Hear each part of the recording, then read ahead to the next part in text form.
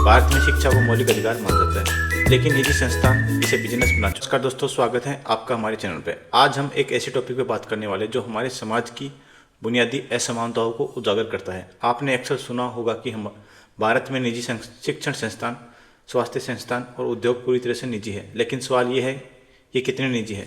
जब इन संस्थानों को सरकार से ज़मीन मिलती है, सस्ते ब्याज पर लोन और करोड़ों की सब्सिडी, टैक्स छूट और यहाँ तक कि कर्ज माफ़ी, तो क्या ये सच में निजी रह जाते हैं?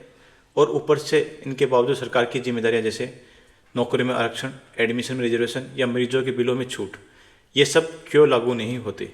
यह एक बड़ा अन्याय है दोस्तों। एक तरफ सरकार जनता के टैक्स से इन संस्थानों को पालती है, दूसरी तरफ ये संस्थान समाज की असमानताओं को बढ़ाते हैं।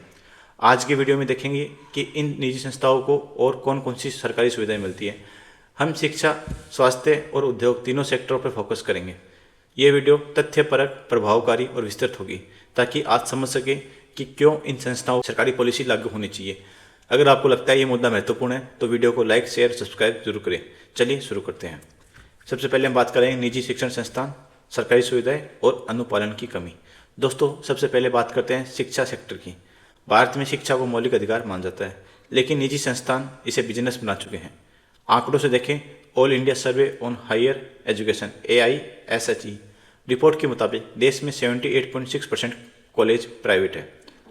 इनमें 65.2 अनएडेड, लेकिन 13.4% को सरकारी फाइनेंशियल एड मिलता है, यानी ये पूरी तरह से निजी नहीं है। अब देखिए इनको मिलने वाली सरकारी सुविधाएं, जमीन, सब्सिडी और अलॉटमेंट।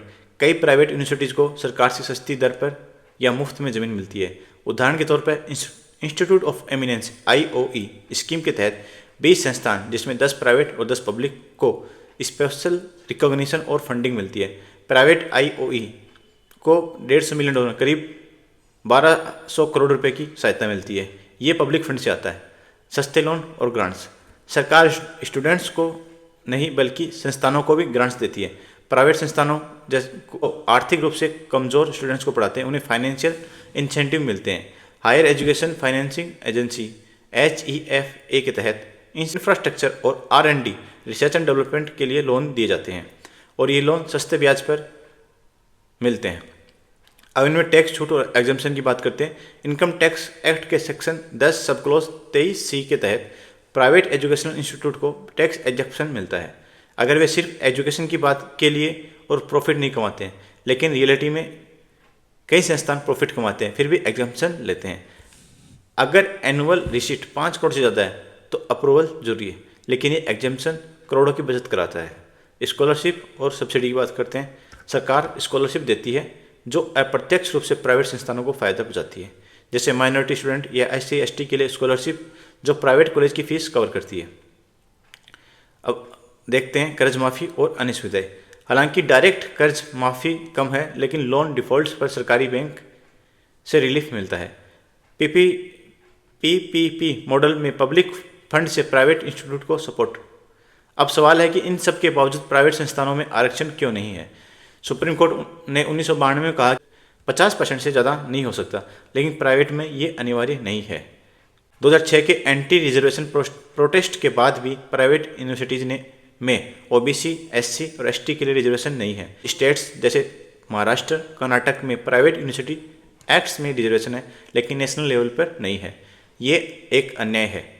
एक तरफ सरकार जनता के पैसों से इनको पालती है, दूसरी तरफ गरीब स्टूडेंट्स को एडमिशन में छूट नहीं है।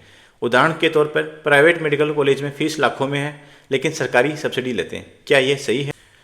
चलिए बात करते हैं निजी स्वास्थ्य संस्था जो सरकारी सहायता का दुरुपयोग करती है।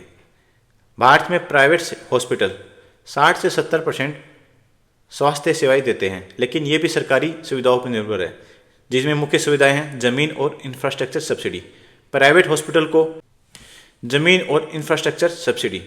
प्राइवेट हॉस्पिटल को सरकारी जमीन सस्ती दर पर मिलती है, खासकर अंडर सर्व एरियाज में। PMJAY स्कीम के तहत प्राइवेट हॉस्पिटल को लैंड और फंडिंग एक्सेस मिलता है। बजट में 100 बेड से ज़्यादा हॉस्पिटल को लोन देने वाले फाइनेंशियल इंस्टीट्यूशन को टैक्स बेनिफिट्स दिए गए हैं। सस्ते लोन इंसेंटिव, प्राइवेट हॉस्पिटल को एक्सपेंशन के लिए सब्सिडाइज लोन मिलते हैं। करते हैं टैक्स एजम्पशन की। इनकम टैक्स में रिडक्शन, जैसे सेक्शन 80(1)(b) के तहत हेल्थ केयर इंस्टीट्यूट को छूट प्लस इंपोर्ट ड्यूटी में रियायत, कर्ज माफी और रिलीफ। हालांकि की डायरेक्ट वेवर कम है, लेकिन सरकारी इंश्योरेंस स्कीम जैसे प्रधानमंत्री जन आरोग्य योजना से पेंडिंग ड्यूज माफ या एडजस्ट होते हैं।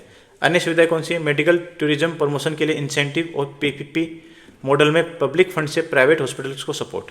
लेकिन पॉलिसी अनुपालन, प्राइवेट हॉस्पिटल में गरीबों के लिए रिजर्व बेड्स या बिल छूट अनिवार्य नहीं है। प्रधानमंत्री जन आरोग्य योजना में शामिल होने पर भी कई प्राइवेट हॉस्पिटल जैसे अपोलो, फोर्टिस शामिल नहीं है क्योंकि रीइंबर्समेंट रेट्स कम है। इसका नतीजा गरीब मरीज महंगे बिल चुकाते हैं जबकि संस्थान सरकारी सुविधाएं लेते हैं। ये हेल्थ केयर असमानता बढ़ाता है। क्या सरकारी पॉलिसी जैसे फ्री ट्रीटमेंट या आरक्षण इनमें लागू नहीं होना चाहिए? अब बात करते हैं निजी उद्योग संस्थान जिसमें सब्सिडी और खेल कैसे होता है। भारत में प्राइवेट इंडस्ट्री अर्थव्यवस्था की रीढ़ है, लेकिन ये भी सरकारी बैसाखी पर खड़ी है। पीएलआई स्कीम्स और सब्सिडी, प्रोडक्शन लिंक इंसेंटिव के तहत $32 बिलियन की इन्वेस्टमेंट अपॉर्चुनिटी, इसमें प्राइवेट इंडस्ट्रीज को सब्सिडी मिलती है। एमएसएमई के लिए क्रेडिट गारंटी, जहाँ 15% कैपिटल सब्सिडी मिलती है।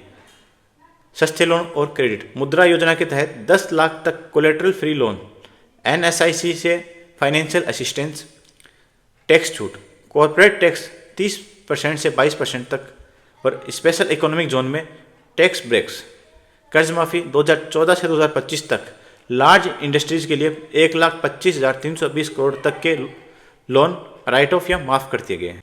अब बात करते हैं और स्टार्टअप इंडिया से फंड ऑफ फंड्स, जहां 50,000 करोड़ का लीवरेज दिया गया है। लेकिन पॉलिसी क्या है? प्राइवेट जॉब्स में आरक्षण, लेबर लॉज में छूट, लेकिन SC ST OBC के लिए कोई अनिवार्य कोटा नहीं। ये सब्सिडी जनता के पैसे से, लेकिन फायदे कुछ चुनिंदा को। दोस्तों, हमने देखा कि निजी संस्थान सरकारी सुविधाओं से पलते हैं लेकिन पॉलिसी से बचते हैं। ये असमानता बढ़ाता है। हम सुझाव देना चाहते हैं, प्राइवेट में आरक्षण अनिवार्य करें, सब्सिडी के बदले अनुपालन चेक, ट्रांसपेरेंसी बढ़ाएं। अगर आप सहमत हैं तो कमेंट बताएं, सब्सक्राइब करें और सोशल मीडिया पर शेयर करें।